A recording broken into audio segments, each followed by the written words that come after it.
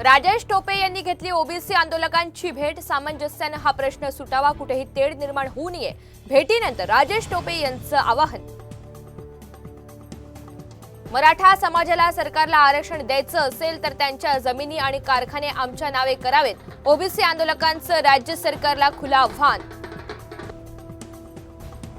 आज जीएसटी काउन्सिलची महत्त्वपूर्ण बैठकीला अनेक राज्यांचे अर्थमंत्री राहणार उपस्थित।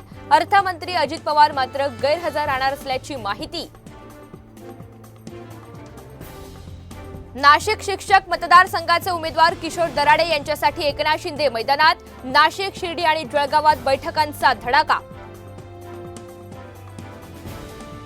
आज आदित्य ठाकरे घेणार राज्यपाल रमेश बैस यांची भेट। पेपर फुटीबाबत चर्चा करणार असल्याची माहिती।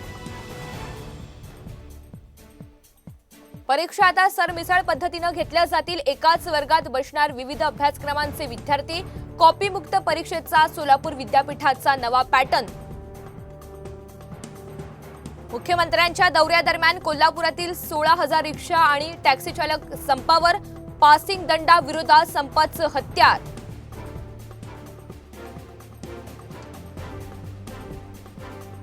खरीप 2020 सालातील पीक विम्याची 25 जून रोजी होणार सुनावणी।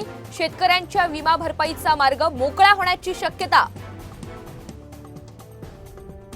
धाराशिवमध्ये अन्न आणि औषध प्रशासनाकडून दुधाच्या 40 नमुन्यांची तपासणी। 39 अहवाल समाधानकारक। पावसाळा सुरू होता सिंहगडावर पर्यटकांची मोठी गर्दी। सिंहगड घाटात वाहतूक कोंडी टाळण्यासाठी वन समितीकडून नियोजन।